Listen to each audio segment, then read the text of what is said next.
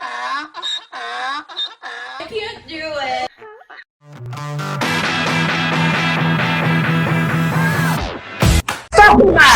Today, I have got divorce recovery and dating coach, Miss April Nowlin. You are in Arizona, is that correct? Yes, I am in Goodyear, Arizona, where it's still 101 degrees in October. So, Goodyear, Arizona. All right, I'm ignorant here. Does it have anything to do with the tires? I don't think so, but I'm not 100% sure. Goodyear, Arizona. It sounds like it's got to. I mean, it's like Firestone, North Carolina, if there's a such thing. You just got to have to do with the tires. Absolutely. So, hey, April, thanks for taking the invitation to come on the show. You answered my request in one of the Facebook groups for podcasters when I was like, I need to talk to people about being single and relationships and all this. And you are a dating coach. So, explain to my listeners, like your background and, how did you get to become a dating coach? Ooh, Mike, it's a journey. So I will condense it for your show. But in 2019, I went through my third divorce. And I know some of you guys listening may be like, what? You did it 3 times? I did. And before that, I had been a business coach. So in 2013, I started business as a business coach, and that was going great. In 2019, when I went through this last divorce, I went through what I would call a year-long healing journey. And that was like therapy, ice cream, fireball, counseling, traveling, like did you mix the fireball in the ice cream? I did not. I did not. You should try that. It's actually good. But across this year, I really just decided that I was not going to repeat the same pattern. And at the end of that year, I felt like, you know what, I've made it through this. Maybe I should start helping other people. And so I actually started out as a divorce recovery coach first. But what happened was my clients would be like, April, I feel like I'm ready to date. What do I do now? And I'm like, that's a great question. And so I added dating coach to that because one of the things that I realized is that no one taught us how to date, right? Like, Mike, how did you learn how to date? I just did it. There you go. Yes, yeah. But right? When I learned how to date, it's a lot different now. So exactly. I actually had to go out and talk to people and didn't rely on swipes and all that. So exactly. Yeah. And my dating advice from my parents was don't get pregnant. Okay. Yeah, kids don't listen to that. No, they don't. And so that's how I became a dating coach, is because I found that people, when they were ready to get back into the dating game, especially in like their 40s and 50s, like you said, it was very different when they dated maybe 20 years ago or 15 years ago. Yeah. And so I decided that, you know what, I wanted to help those people because I was in that bracket. I'm 46. And so I said, you know what, I want to help people like me to do this the right way or do this better than what they've done before. So did you go to school, or did you just find that, hey, I've helped a couple of people. I think I'm really good at this, so I'm going to give myself the title of dating coach and go with it? So funny enough, you can actually label yourself a life coach and a dating coach if you so desire. So you can wake up one day and say, this is what I'm going to be when I grow up. However, I did go and receive a life coaching certification. So that was my first step, because I wanted to make sure I had the right techniques to help people and not just based upon my experiences or, what I found on YouTube and things like that. And so from there, I went on to take a few more courses in relationship coaching, dating coaching. I read a bunch, I follow people, I go to different conferences. So over the last few years, I've gotten quite a bit of education around dating. But actually, you can just wake up one day and say you want to be a dating coach. That's something I definitely don't qualify to be, but you never know. You never know, man. I'm still young. I could eventually, maybe 5 years from now, meet my person and be like, hey, I know this is how I did it. Let me help some more people. But I need help. I need you to help me. I know you primarily work with women, right? But you did, we talked last night for a pre-interview, and you said you do take some men in. You're starting to, right? I do. So what's wrong? What's wrong with me? What do I need to do to have success dating? So that is my favorite question ever, Mike. And that is the question I get so often is, what is wrong with me?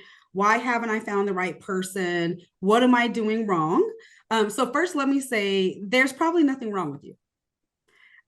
What's People would wrong argue with you, right? Yeah. But it's the wrong people, Yeah. right? Right. Yeah. You know, we've kind of been taught that we need to be almost everything for everybody, and that's just not the case. I don't believe in the one, but I do believe that there's just certain personality types, there's certain people that we're just going to get along with, and others we're just simply not. So let me say that without knowing you, there's probably nothing wrong with you. Now, what I can say is that sometimes our expectations are off. Sometimes our picker is off. Sometimes where we're looking is off. There's a lot of factors into why you maybe haven't met your next person. But I'm not going to say that something's wrong with you. What I can say is keep working on you, Mike.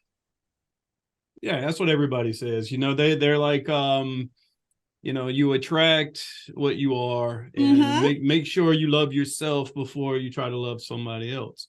Absolutely. But it's like, how do you love yourself? What do you do? Is there like certain exercises? I know it's like, hey, you know, just go get a massage, you know, go sit in a hot tub, go work out, you know, love yourself, treat yourself to a couple of drinks. I don't know. But So yeah, go ahead. loving ourselves is probably one of the hardest things that people will ever do. It's so much easier, I think, to love someone else and to accept someone else. But as humans, it is very hard for us sometimes to accept ourselves for who we are, without that thought of like, I have to change myself to be with someone else, right? So when I think about loving myself, the first thing, and for me, that was a journey because I realized getting into these marriages, part of it was that I didn't know how to love myself. Growing up, I was raised by an addict. And so there was quite a few things that happened where I didn't feel loved, right? So when you don't feel loved, how do you learn to love yourself? And along this journey, one of the things that I always tell people is do all the things, right? You're like, what does that mean? So I made this list of like all the stuff I think I wanted to do that I might enjoy, I might not enjoy, and I just started doing them. And it could be, I went kayaking for the first time. I love to hike, but I went kayaking. I have traveled to 29 states, some of them by myself. So I just started doing the things. And what happened was I spent more time with myself. And in turn, I started to accept myself. And that led to me loving myself. So many times I think we wait for another person to come along and validate us for love, but who are we waiting on? Right? We are our biggest advocates. Our opinion matters the most. And so, first of all, do all the things. And so as you start to get to know yourself and understand yourself, you tend to love yourself more. Now, you said, you know, the massages and things like that. The more that you get to know yourself and love on yourself, then we focus on those things like self-care. And I know to men, it's like self-care. That's so girly. That's so, you know, that's not for when. Here's the thing. Self-care is not about the manicures and the pedicures and the massages. All those things are great. What self-care says is I'm going to make myself a priority. And even with men coming out of relationships have to learn to make themselves a priority. Yeah. I'm just reading some notes I took. I got these from your website. Some of the things why it's difficult for people to find good relationships. You've been scarred by a divorce or a devastating breakup and feel like you are ready to date, but you are unsure. I feel that is probably the number one thing because, you know, a lot of people come out of these relationships. You know, some people get divorced, then they get into a relationship for a couple of years and then they break up and that, then they go through the healing process for that. Then they go through another one and same thing. And then I guess it kind of gets you gun shy. So then you're at the point where you're just like, you know, you doubt yourself, you start getting insecure and, you know, and then you said your picker's bad.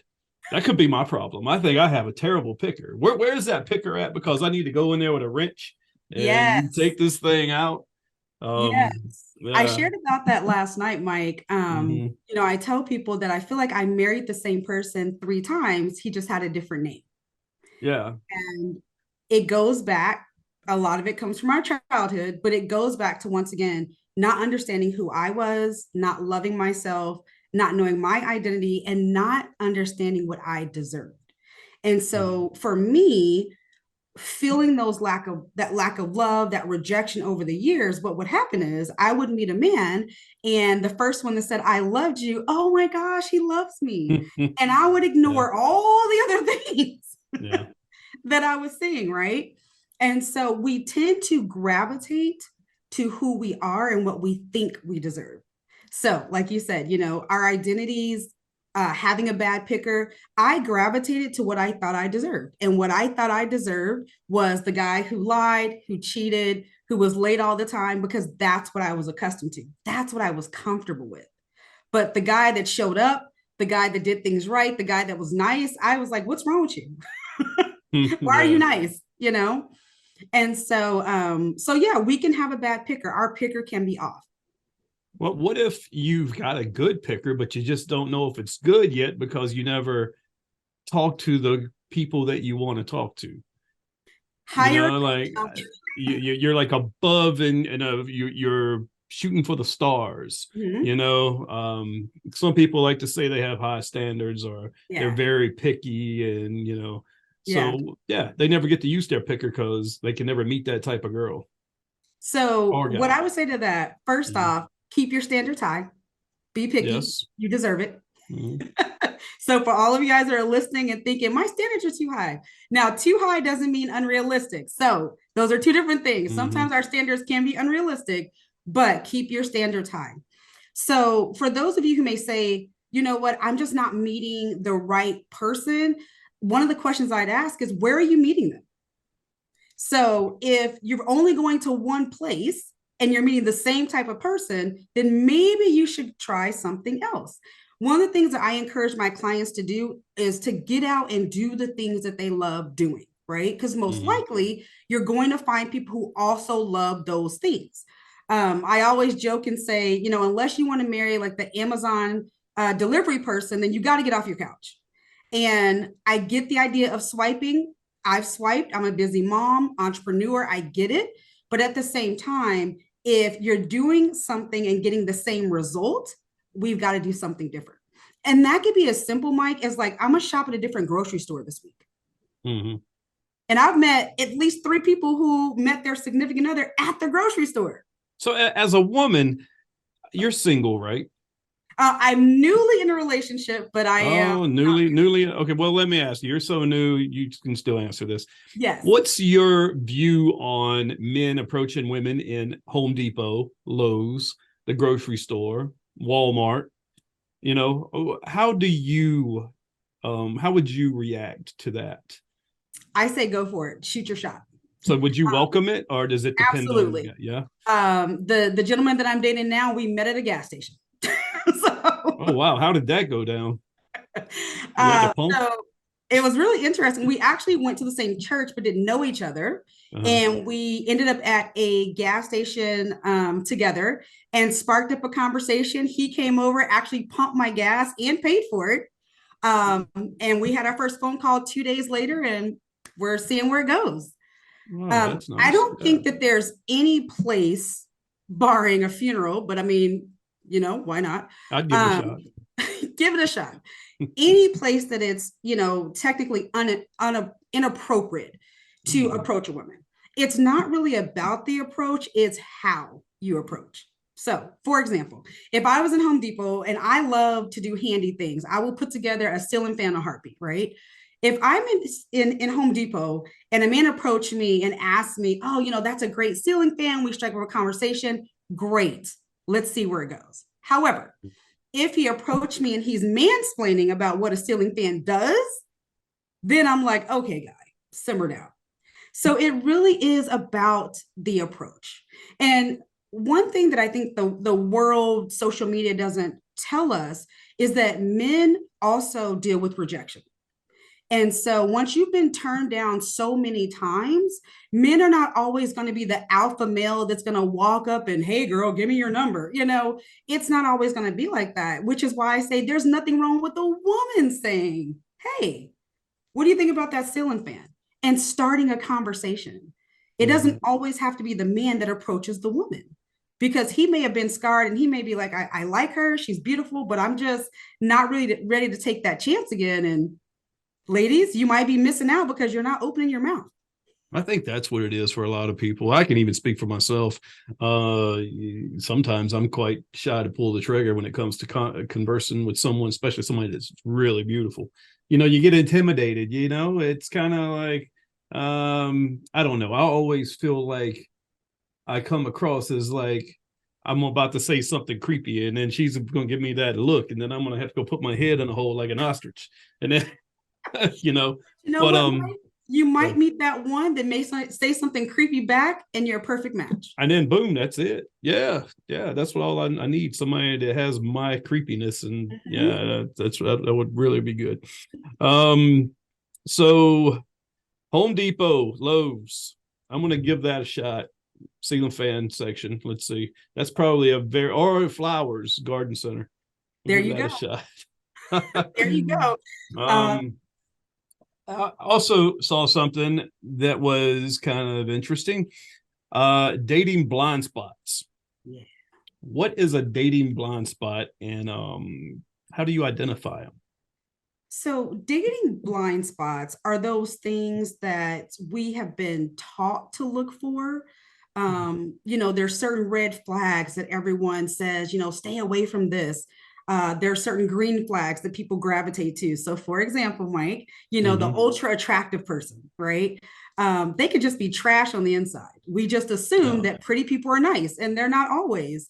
But the blind spot really is those things that we are taught. So the example you gave earlier about a man approaching a woman in Home Depot, there's nothing that says that that's wrong, but you ask that question for a reason. Or the woman who is interested in someone that they see in the grocery store all the time and they don't see anything. So those blind spots really are the things that the world, childhood, parents, church, all those things that may have taught us this is what you should and shouldn't do, which in reality, it may actually work for you. So there are people I know that, I would never meet a man here. Well, why not? Different people go different places. And so those blind spots, they're the misconceptions that we have about dating that I think keep us in this hole that doesn't allow us to go out and explore, right? So everyone has the right to say no to you, but everyone also has the right to say yes to you. And so some of those blind spots, like you said, are where you can meet someone, and how long, does it take for you to call them? And I can't text them. I have to wait 3 days. All these different goofy things that movies and social media has taught us that honestly don't make any sense. Yeah. It's a lot of overthinking. Like you said, with the texting, like, oh gosh, am I texting? Okay. I said, good morning. Do I want to say anything else? She's going to think I'm bugging her if I keep texting, and everybody thinks that way. Even women think that way. It's like, absolutely. Now, sometimes, when I get a text like that, I can't respond immediately. I have to, and they get pissed off. You left me on red. Oh no. He read the message, but he didn't respond right away. I try to, but it's just stuff like that kind of goes against us in the dating world. Yeah. I think what takes the pressure off too, Mike. So I've been divorced almost 5 years this last time. And I started exploring the dating world about 3 years ago. And one of the things that I told myself when I got back out there was I did not have this intention on finding my next husband or meeting the one. What I wanted to do was to have fun, learn about relationships with the hope that I'll meet someone I want to spend the rest of my life with. What that did was it took the pressure off of meeting someone. It took the pressure off. This has to be a perfect first date. Some of the dates that I had were wonderful dates. And at the end of that date, we both said, you know what, we'll probably never see each other again, but this was great, right? Take the pressure off. And once again, we put so much pressure on ourselves when we're meeting someone that like, this has to be the perfect one. And I've set up myself up with all this anxiety about if it's not the one, then my life is over and something's wrong with me. No, it just isn't the one. And so if we take the pressure off of meeting people, it makes it a lot easier, like you said, to approach someone, to have a conversation with someone without that expectation that because you're pretty or I've social media stalked you and I believe you're a certain way, that this has to work out. Because sometimes it just doesn't. Yeah. What do you think? Because, you know, everybody is using online dating now. It's hard to meet somebody out and about and have a what's the word I'm looking for? Platonic, I guess, meeting where you meet somebody out. What do you think the world's going to look like in 10 years when I think online dating is just going to take over, if it hasn't already take over the dating industry, it will. And I don't know. I think we'll be living in the Matrix in about 20 years, probably. I agree. Yeah. I agree. I have a daughter that's 15 who is not allowed to date right now. But I think about her communication style, right? So it's not just dating, but its communication style has changed. And she and her friends rarely talk on the phone, right? It's through social media apps and things like that. And that's how they share their world with each other. So I think about her in the next 20, 25 years, and I'm like, good Lord, are you guys going to talk to anybody in the world? Or is it just going to be these communications? So that's where I think the world is going. But where we are right now, I love dating apps. And here's why. Because so many of us, especially in my age group, the 40s, 50s, even in the 30s, a lot of us are very busy. And like you said, there may not be a lot of time to go out and physically meet someone, right? I'm not hitting the clubs every weekend. If you are, no shade, but I'm not, don't have time. Things like that, right? I'm not hitting the bars every weekend, things like that. So the biggest thing that I hear about dating apps is there's so many crazy people on it. Well, let me tell you, there's so crazy people in the world. I have met probably just as many crazies in person as I have online. And so it's really about dating in a safe way. It's really about using common sense. The good thing about dating apps is that you can essentially get to know someone without allowing them too close into your world. And if you learn how to date in a healthy way, typically you can spot the crazy, you can spot the red flags, you can spot it in their profile. I can read someone's profile and tell you, oh, okay, I know what this means. I know what this means. You're never going to be around. I know what this means just by the way they've written their profile. And so the benefit of online dating is simply you can kind of weed through some of the mess without having them get your personal information or, seeing them in person and things like that. But I'm a proponent of it. There's crazies everywhere. I'm kind of curious now. I am curious about your red flags and profiles. I kind of want to put you on the spot and have you listen to mine. Some of the red flags that I look for when you'll see something like, I'm married to my job. Why would you put that in there? You'll see it all. I'm married to my job. I'm a workaholic, this or that comes first. Well, if someone says they're a workaholic or they're married to their job, and then you start dating them and you wonder why they're never around, well, they told you they were married to their job. One of the things, someone said this to me years ago, people will tell you who they are. You have to be willing to believe them the first time. And so mentions of certain family things or lack of family things, right?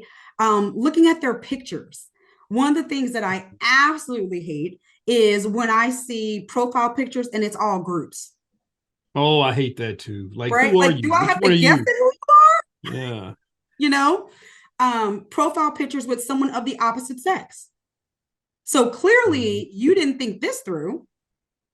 So there's certain things, phrases that you can look for. The working one is a big one. Someone who says, oh, this is the one I love, right? I don't know what I'm looking for. They're probably correct. They don't know what they're looking for. Let me make sure that's not what I got. And so when I see, I don't know what I'm looking for, that just tells me you're not looking for the same thing I am, because I was looking for a relationship. or I just want to see where this goes. That was a big one for me. I just want to see what this goes probably means I'm looking for just a hookup, a weekend buddy. That's all I'm looking for. All So right. there's, yeah. No, go ahead. You finish your thought. Yeah, no, so there are certain phrases and things that looking through the profile, you can immediately say, this person is not for me. The problem we have is that our eyes take over. And what we say is, but they're handsome and they look like they have life all together. So then we start dating them and then we can't figure out why I'm still just a girlfriend or a side piece. Well, they told you in the profile what they were looking for if you just pay attention. So, oh God, I had a thought and it's gone. Don't you just hate it when that happens? Yes. Oh my gosh. So, okay. This isn't my thought, but since I can't remember what it was, I'm going to go ahead and put you on the spot. Okay, this is my Tinder profile. All right. Ooh. Maybe this is why. And okay. First off, I can't spell because now I'm seeing a misspelling. Well, I consider myself having my shift together. That should be another word, but let's see. I'm 3 years. Actually, I'm only about 8 months away from retirement. No bills. Have 2 vehicles, a boat, and I am an empty nester. I am an Army veteran who loves this country. I am looking for my ride or die. My best friend. I want someone who can hang with me in my crazy life. I work out. Don't smoke. If you're a hairstylist or a nurse and play golf, that's an added bonus. Okay. Oh, Thank you. Pick it apart. Give me your resume, Mike. Because literally, that's what you did. You just gave me your resume. That was what else is a dating profile? I don't know how to write these things. A dating profile really is your introduction to the person you want to get to know. And I understand why you wrote it that way, because you were probably at the point of like, look, I want to cut through the BS. This is who I am. This is my background. Let's get to it, right? That's it. But it's not necessarily what you said, except for one area that I'm going to address, but it's what you didn't say. You really didn't tell me who you are. You told me the things that you've done, your job, you're retired, you're close to retirement, all these things, but you didn't tell me who you were. What do you love to do? What are you passionate about? How do you have fun? How do you enjoy yourself? Right? Those are things that most women who are serious are looking for. Now, granted, we want stability. It's great to know you're retired, all those things, right? But mix in a little bit about who is Mike. You didn't mention you had a podcast. You didn't mention you love cornhole. You didn't mention, and these are things that I know about you just from social media, right? So you didn't tell me who you were. You told me the things that you've done. So you gave me your resume. Okay. Secondly, so at the end, I think you said if you're a nurse or a hairstylist, like bonus points, right? Yeah. Well, what if I find you attractive? You've got all my things, and I get to that list and I say, I'm a lawyer. Oh, I mean, right? We could work that in. Now, maybe I should put an LOL so they would know I'm joking. But what you've essentially done is the woman who may be serious about you, you've just discounted her if she's not a hairstylist or right. So even when we're naming what we're looking for, let's name characteristics. Once again, you're naming her resume. But the great woman out there could have none of those, it could be in none of those industries. And she just went, oh, okay. Because remember, we still deal with rejection. Yeah. And so what you just told is like, I don't want you because you don't fit in this box. Oh, and it's a pretty small box. It is. It's really small. Yeah. So, if I've always heard that women, when they swipe, they don't just look at a picture, they read the bio too. They're like, okay, this is a handsome guy. Now let me read. Okay, so guys, we just go, oh wow, she's hot. Yep. And we swipe. Absolutely. Then when we match, we read the bio. Then we go in further. So is that pretty much true? That is absolutely true. That is absolutely true. Yeah. Women who are serious, because we also have women out there that are Mhm. just looking for a fun time. I coach women who want a meaningful long-term relationship. But yes, we tend to read the bio. And here's the thing, women will typically overlook some physical aspects if the characteristics are there, Mhm. who they are. If those things match, women are more inclined to go, you know what? He's not 6'2", the rock, but gosh, he's cute. And he has all these things I like. Mhm. You're absolutely right that men go, nope, nope, oh, yes, nope. I cannot tell you how many times I would put something kind of at the bottom of my bio. And when I match with them, I'd ask them about it. And they go, oh, I didn't even see that. Or, oh, I didn't know that. You didn't read it. So you're absolutely right. Men, Yeah. but men are visual creatures, right? They're Yeah. excited about what they see, which is why, most men care about how their woman looks and dresses and all these things. But women, we want meaningful. We want character. We want integrity. We want to know that you'll protect us. We want those things. Yeah. And so, yeah, we'll read the bio, and I'll tell you, I'll read one, and I don't care how fine you're on. But there you go. Well, and another reason why it behooves women to read the bios is your match rate is probably, I don't know, you swipe 10 guys to the right, you're probably going to match 7 of them. Me, I swipe 10 to the right, I'm probably not going to match any of them. It's, I don't know, it's Unless crazy. she's a nurse or a hairstylist, Mike. Well, they have to match me. Thanks. I probably get maybe about 5 matches a week or something like that. And today I got one. Let me tell you what they asked me today. Oh, exciting. Yeah. Oh no, you wait till you hear this. Uh-oh. This is what men have to deal with on these dating apps now. Because everybody's got an OnlyFans, everybody's trying to sell something, and it's how experienced are you with cuckold? No, that's what she wrote me, asking me that question. I take it you don't. No. There's only one thing that even comes close to sounding and looking like that word, and that's it. You know what that means, right? Yes. No, what does her bio, okay. What does her bio say? Or her say? So she's a her 5'3" housewife.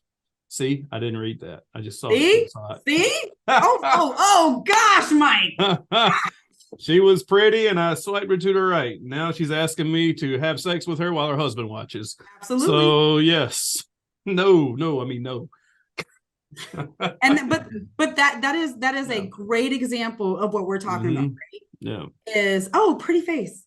But once again, I commend her in the fact that she was honest. Yeah, she put it up there. Yeah. Right. And that my number one thing in dating is I hate deception of any kind. Mm-hmm. I matched with a guy online once, and we got to the point where we were talking on the phone, and I'll say his name was Greg online. So, I call him and I'm like, hey, Greg. And he's like, oh, my name really isn't Greg. It's David. Yeah. Well, why is it Greg? Well, I just don't want, okay, last conversation. I do not like deception. I hate it. I hate it all. Yeah. But yeah, she told you exactly what she was looking for. That deception is such a part of online dating, though, because with all these filters you can put on, I mean, I can make myself look 10 years younger and put it on my profile and then show up and they'll be like, wow, that's not you. So that happened to me, Mike, 2 years ago. Uh-huh. This happened to me. Yeah. It happened to me. Met this guy and I'm looking at his picture. I'm like, oh, okay, he's nice looking. And so sometimes I would arrive at the restaurant early so I could get a good seat to watch the door. Mm-hmm. And he walks in and it was enough of a resemblance where I thought, okay, that's him. Nothing like what he looked like online. Nothing. And I'm like, well, what happened? He goes, oh, those pictures were like 15 years ago. Once again, deception. So my heart does go out to men nowadays because of filters, because you just don't know what you're going to get. in today's world, especially with the filters that women use. So I had a friend of mine and I said, well, how do you weed through the filters? He says, I take the most unattractive picture of her on, in there. And that's the one I feel like she looks like. I was like, okay. No makeup, just throw it up there. Yeah. But I also feel like too, filters are an indicator of someone's insecurity or being secure with themselves, right? Because once again, if you're looking for a meaningful connection, then you typically won't find the deception, the things like that people generally use just to kind of get in the door. Yeah. I'm a big proponent too. I wish they would do whole body shots. Yes. Take a picture, be proud of what you've got to offer. Don't hide it, because if you eventually meet the person, they're going to see you, and it's like, how are you going to hide it when it's face to face? You just make an awkward situation. Because I hate to say it, some guys are shallow and won't date larger women, and some guys won't date super skinny women. It's just, everybody has like I don't know, like their niche, what they want to date. So yeah, it's just be honest. Be honest. Yeah. That's why 4 out of 5 Americans get exhausted from online dating, and that's why it's always like you match, hey there, then you wait. Then a day later they say hi, and and then you just don't even care anymore. You're like, I'm not putting any more effort into this conversation because it's a cycle, yeah. It is. And so to your point, there are several photos that I always encourage my clients to put up. So one is like a nice headshot, right? It doesn't be professional, but if you're an entrepreneur or something, get a nice headshot done. One is you in just kind of a natural element. So like not a ton of makeup, just, kind of casual, definitely full body. And then also doing something that you love. So when I was on the dating apps, I had pictures, I think, of me hiking. I think I had a professional photo, one of just me kind of hanging out. If you have pets, take a picture with your pet. Not every picture, though, for God's sakes. Your dog doesn't have to be in every picture. So those type of things are things that I encourage your full self. Yeah. You think I should get a puppy? You think that would help? Well, take it to the dog park. But you know what? Your next might be allergic to dogs, Mike. I tell you, I can't do cats. It's not that I'm allergic to them. I just don't like cats. They creep me out. And the one that I hate, and if someone's listening and this is you, I apologize in advance, but I don't like the one where they're kissing their pet in the picture. That just, it gets me, Mike. Cats lick themselves. They do. Dogs do too, yeah. And I'm thinking to myself, I don't want my lips there. All right, April, this is what gets me with cat owners, okay? And this is why I really never went to my ex-girlfriend's apartment. She had 3 cats at the time. These things would get in that litter box and do their business, and she never hardly changed that litter. It was every time I went over there, you could smell it. So these things get in the litter box, put their paws all in it. Then they jump on the kitchen counter. They jump on the kitchen table. They just put that mess everywhere. I would never eat over there. I'll never eat at a cat owner's house, man. I'm sorry. I said it. Don't hate me, but sorry. No, I mean, hey, I know people who have cats, and I love people who have cats, but I don't love cats. And I'm with you. I just feel like they get everywhere. So I'm with you on that, Mike. Oh, their cat hair gets all on your clothes, on the couch. Yeah. I got fish. I got a tank full of fish. They keep me busy enough. We've been through fish, a dog, and a bearded dragon. So. Oh, a bearded dragon. Yeah. How'd that go? So it was great when it was my daughter's pet. But then it became my pet, and then it became our neighbor's pet. So he didn't last long. No, we had him for about 2 years. They're great low maintenance animals, but yeah, it was time for him to find somewhere else to live. Oh, well, let me I did a little research online about why dating sucks. And I want to get your insight on some of these. So why dating sucks so much now? You don't play games, but others do. Let's see. You're honest and would rather be real than play foolish games to try to keep men interested. Sadly, many men are playing games these days. It's just that we call them mixed messages instead of games. You'd rather be single than deal with such childness, and rightfully so. What do you think of that? So I think that people haven't changed in probably thousands of years, Mike. Yeah. Um, I I believe that we become more aware, and I'm assuming this was I don't know but the demographic that wrote that, right? Mm-hmm.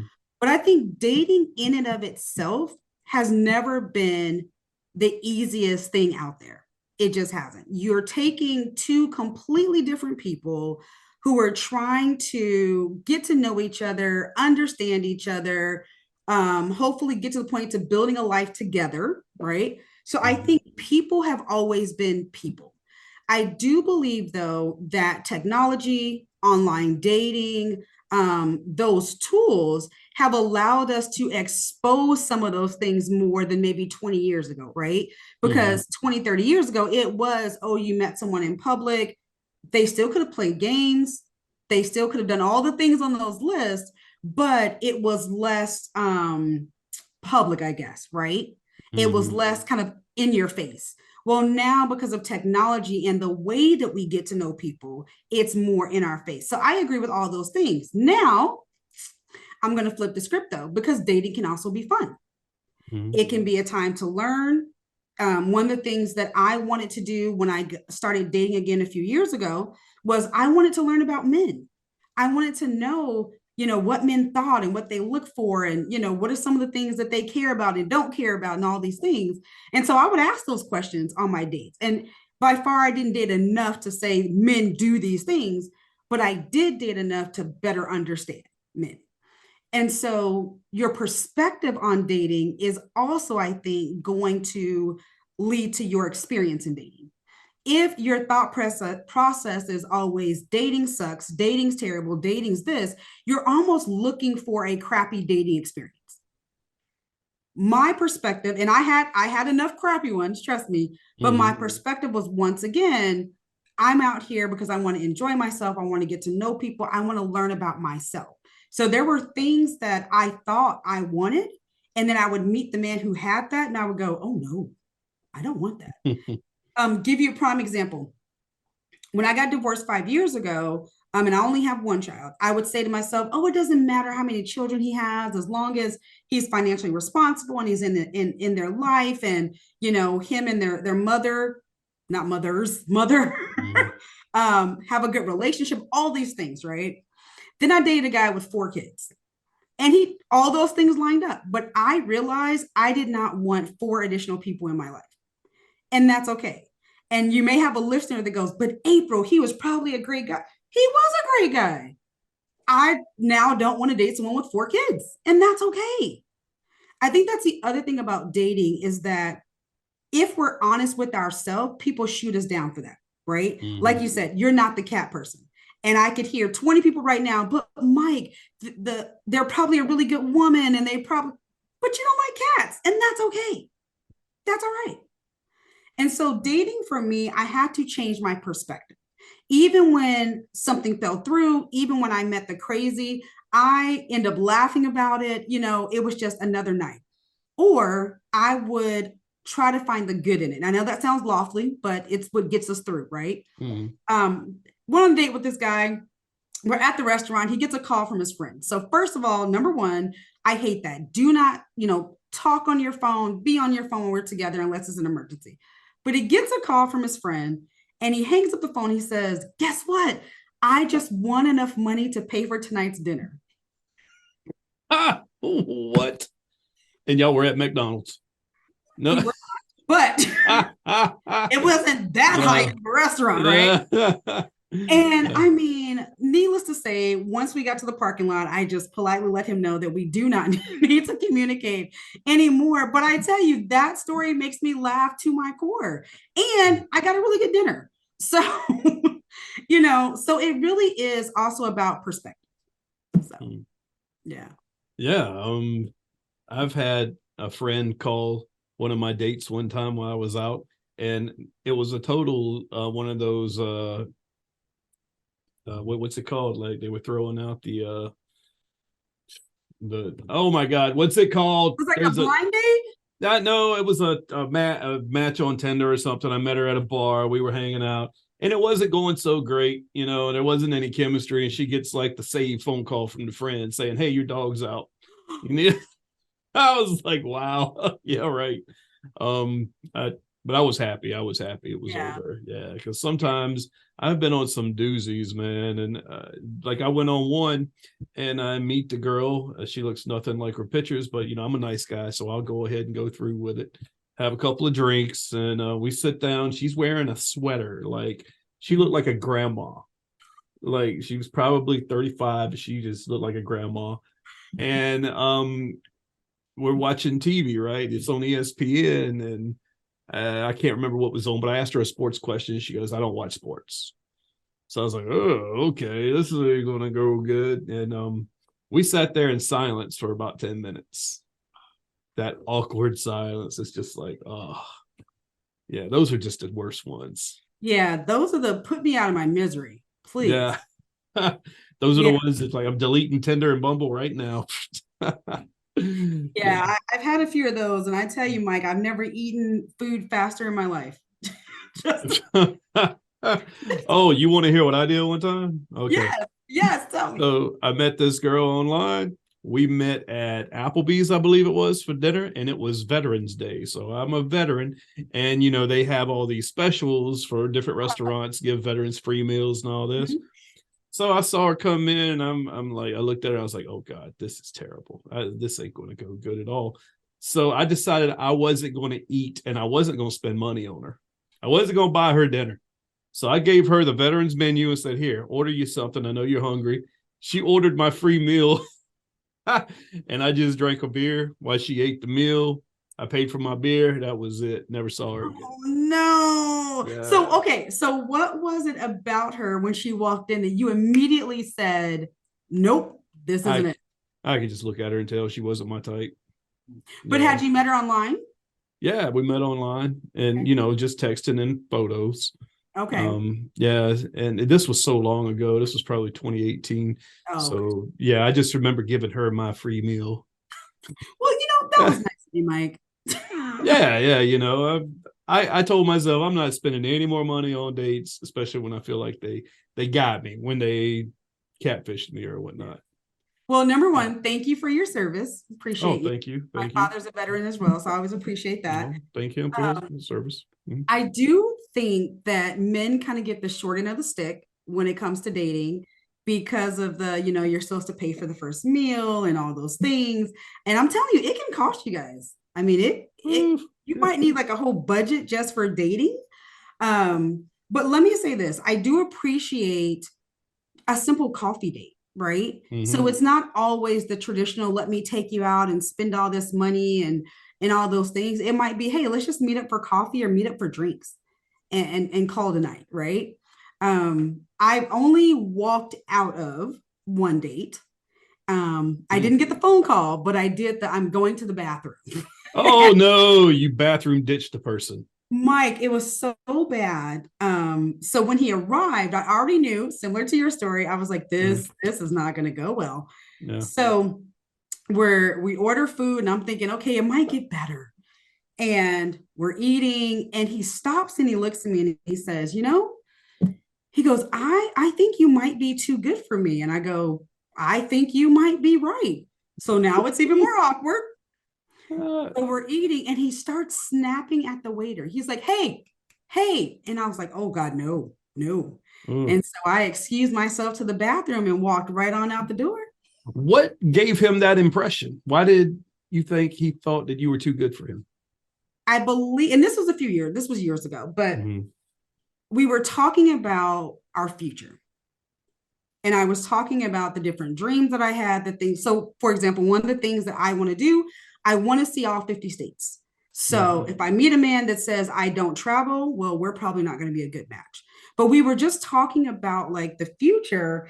And one of the things in his future, I think he wanted to be like a rapper or something. And we were in like our 30s, Mike.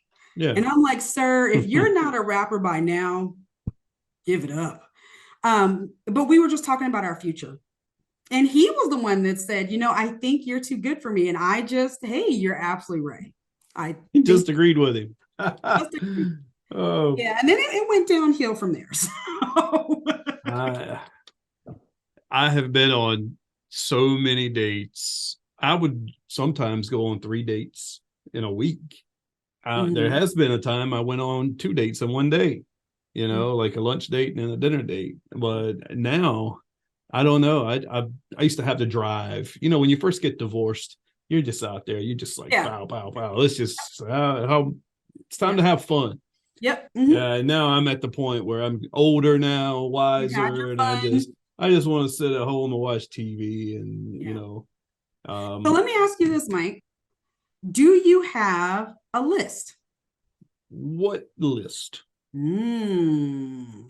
So one of the things that I have my clients do is I have them make almost like a wish list, right? So not necessarily creating your perfect person, because no one's perfect. And what I can say is typically you're doing well if you get like 85% of what you're looking for in a person, right? Really, at least in the beginning. But a list really are things that you desire in a person, but also those non-negotiables and those deal breakers. So there's 3 categories that I challenge people to make a list for. Number 1 is going to be character and characteristics, right? So that's things like, are they kind? Are they a nice person?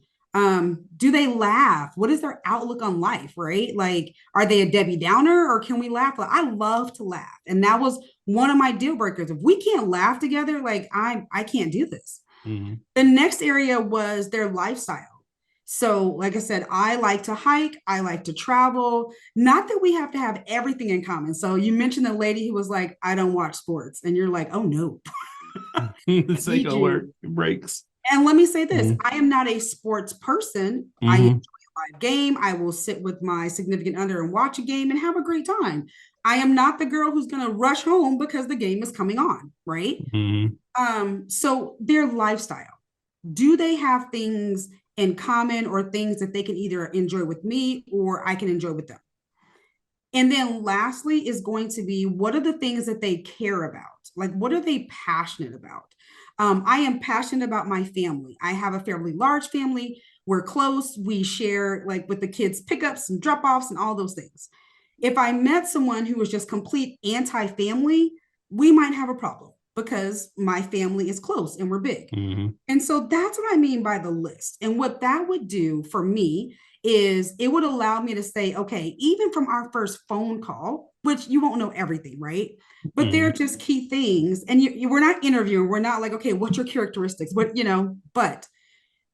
throughout the course of a conversation, there were just many guys that we didn't even make it to the first date because I knew what I wanted and I stood by that. It's a lot easier to do that now after 3 failed marriages because I know what's on the other side of compromising on that list. But make a list and really ask yourself, what do you want in a woman? So then when you make that dating profile, it may be, I want someone I can laugh with. Doesn't matter if she's a hairstylist, right? Yeah. Sports. I want someone who wants to travel. So, look for those things that you enjoy doing and what that other person can enjoy doing with you. But make a list. So maybe make the list and put it on the profile. There you go. See, I'm learning some things. Yeah. So I can pretty much tell you what my list is, though. So Gail Gadot with tattoos and my personality. Bam. But funny. Gotta be able to have dark humor. If you don't have dark humor, I can't get with you. I don't want somebody that's super political. I can't stand politics. I don't like to get into that mess. But yeah, Gail Gadot, that's it. Yeah, let's not put that on there, Mike. Let's leave that out. I'm hoping that she would see it somehow. Yeah, I don't know. She's happily married, but doubt that. But what you could say is, I like someone who's active. Yeah. Right.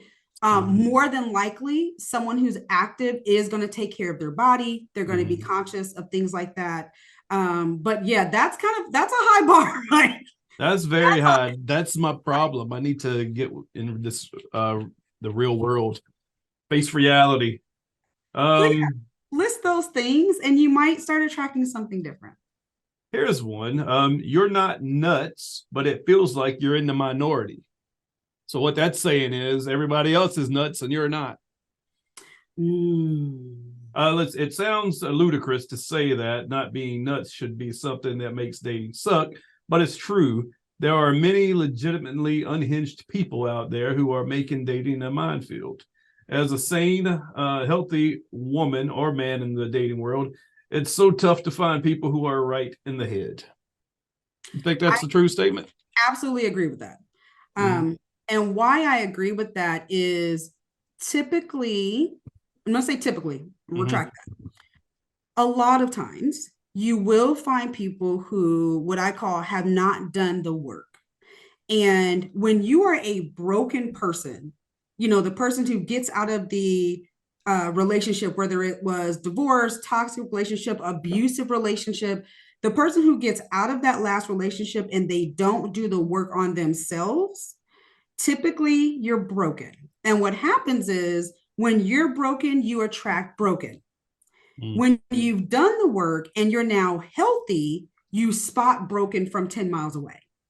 And so as you become healthier, it is a lot easier to see the crazies, right? It is a lot easier to see the nuts out there. And that is because, once again, we're dealing with humans. And unfortunately, there are quite a few people who get out of relationships and it's almost like, a friend of mine says it like this: just because it doesn't hurt anymore doesn't mean you're healed, right? So I'm a year or two out from my divorce. I don't care about my ex anymore, but you never addressed the things that either got you into a bad marriage or caused your marriage to go bad. There are people that'll say, well, April, it was the other person. And I agree. It could be mostly the other person, but we always have a responsibility in the relationships that we entertain. And even finding out, so that goes back to the picker, finding out how do I keep ending up in, with narcissists, right? So I hear that term a lot, which I support that there is narcissistic behavior, but my God, all of your exes aren't narcissists. Simmer down. That term gets that word gets thrown around so much as a term of toxicity now. Yes. Anybody that does anything to upset anybody, they get labeled a narcissist. Yes. And they don't even know what the word means. Correct. So that's why I don't just drop that, when it comes to relationships, because it's just so saturated in that community now. But what I can say is you have to ask yourself, once again, how do I keep ending up with the same guy? What's missing in me that I'm comfortable with this lifestyle? So going back to your what you just read about, all the nuts out there, people inherently are crazy. We're humans. Our life experiences, our relationships, our upbringing, our careers, all of those things contribute to us being off a little bit as we get older, because every experience adds to that, right?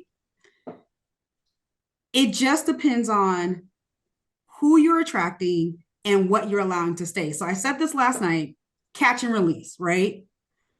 I will still, to this day, have men approach me and, I'll tell them, oh, I'm in a relationship. Where are you happy? Are you this? Sir, like, seriously? Seriously? So there's just, and I hate to use the term crazy, but we're dealing with humans once again. And humans come with all of their life experiences, decisions, disappointments, accomplishments, and all those things. But one thing I can say, if you've done the work to be healthy, you can spot a broken person from a mile away. You really can. Yeah. I've been on a date with some people, and like some people just have mental disorders and you don't see it until they get around large groups of people. Like this girl I went on a couple of dates with, we went to a UFC fight at a Buffalo Wild Wings and it was packed, and she went in there and got an anxiety attack, started flipping out, and then started yelling at me, and I was like, oh boy, okay, we're checking out of this one. Ripcord, parachute, I'm Well, going. and Yeah. then, well, Mike, the flip side of that is if Mhm. it was someone you really liked, maybe you could have had a conversation about that and said, Yeah. okay. Yeah. So, but that goes back to, once again, what do you really want, and what do you want to have to manage in a relationship? Because no one's perfect. Mhm. One of the things that I realized now, dating at 46, most of the people that I date were late 40s, early 50s. So now we talk about things like health conditions, right? It's not realistic for me to say that, I'm only going to date someone who has like no health condition. You might be 52, right? Come on. I could get a diagnosis tomorrow. Mhm. So you have to ask yourself, if you're really looking for that meaningful long-term relationship, what are you willing Mhm. to accept to be with that person? And I'm not saying, once again, you lower your standards, nothing like that. Like, I'm just not dating someone with a cat. It's not going to happen. But you have to ask yourself, right? Because this person having this disorder could have been something that, one, maybe she should have talked to you about it before and said, hey, we're going to this place. I might need you to help me or whatever. But it also could have been a conversation to say, how can we still have a meaningful relationship knowing that you've got this condition? How can I help you? If she was worth it. So, Mhm. No, I just went on. okay. It was good. Yeah. You know, relationships are work, Mike. They yeah, yeah. They are work, but here's what I tell people. If you feel like this person is someone that you really want to be with, date through the seasons. And I don't mean Mhm. necessarily time, right? Because sometimes people will say, we've been dating for 6 months or a year, and I should know these things. When I say date through the seasons, I mean different seasons in their life, right? So see them angry, see them happy, talk to them about their job, see them go through a tough season, see them in, a financial situation. So that's what I mean by through the seasons, is see them in different, see them around their friends, around their family, things like that, because typically you'll get to see different sides of them in those different situations. Well, let me ask you this question. How many dates do you think it takes for before you're officially dating that person? Ooh. So I get this question. I actually Mhm. last year launched, and I'm revising it right now. It's a dating course. And one of the things we Mhm. talk about is timing, right? Once again, the world, TV, social media has kind of taught us that, by the second date, I'm your girlfriend. And it's like, well, probably Some not. people get engaged after the second date. And I that's a whole mean, other conversation. whole other one, yeah. Whole other conversation. For me, it is working through, and it's not a funnel, there's a word I use, but working through the stages of dating. Okay. Mhm. And what the stages are, that means you're having a conversation. Give you an example. I was listening to a podcast a couple years ago, and a young lady said that there was a gentleman that she had been dating for 3 or 4 months, and he spent every weekend at her house, and they hung out and all these things. Well, they had gone out somewhere, and she introduced him as her boyfriend. So later that night, he says, well, I'm not your boyfriend. And she goes, what are you talking about? We've been hanging out for 4 months. And he said, but I'm not your boyfriend. We've never had that conversation. And so we need to have conversations along the way. If you've had a few dates and you're feeling like, you know what, I want to be exclusive with you, have the conversation. Do not go off of assumptions. Do not go off of actions. Have a conversation. And sometimes that's hard because your feelings might get hurt if the person does not feel the same way you do. But I am a proponent. Ask questions. Where are we at? Are we monogamous? Are we not? Are we heading towards marriage? Are we not? And Ask. at 4 months, though, you would just think that you're with that person, Uh-huh. you know. Yeah. You Like would think common so. law boyfriend and girlfriend, 4 months, you would think, yeah, I don't know. You would think so. They had never Mhm. had the conversation. He was actually seeing other people. Mm. They had never had to. Now, for me, I would feel like as a woman, that is misleading. Those actions are misleading. But at the end of the day, have the conversation. And that's what moves you through the stages of a relationship. Because you can just be friends for 6 months. and you're still just friends. Have the conversation. Have the conversation. Mm-hmm. You know what? I'm going to have the conversation whenever I can meet that person, There you but until then, I enjoyed our conversation. And just like I told you, I think, last night I was like, an hour goes by so fast when you're having fun, right? Wow. Can you believe it's been an hour? I can't believe it. Yeah, it's been an hour. Actually, a little over an hour, about an hour, 5 minutes. Look at us go. Well, look, April, thanks again for being on the show. I mean, I've learned a lot of stuff here. You're very insightful, and maybe come back on and give you an update. And you can give me an update on your relationship to see how that's going. Awesome. Thank you, Mike, for having me. I had a great time, great conversation with you. Yeah, sure. Do you have anything you want to plug? Where can my listeners go check out your stuff? Absolutely. So I am pretty much everywhere on the web at aprilnowlin.com. So just type in my name, you'll find me. Definitely connect with me if you're struggling, like Mike with your dating profile. Sorry, Mike. I asked for it. But we can get you together, but the core of dating really starts with dating yourself. And I know that sounds so cliche, but get to know yourself, date yourself, get to know your expectations, and then put yourself out there and have fun. So thanks again, Mike, for having me. You got it. Thanks. And hey, try and stay cool out there in Arizona. Will do. All right. All right. Bye, everybody. Don't forget, put your shopping carts back. Bye. Bye.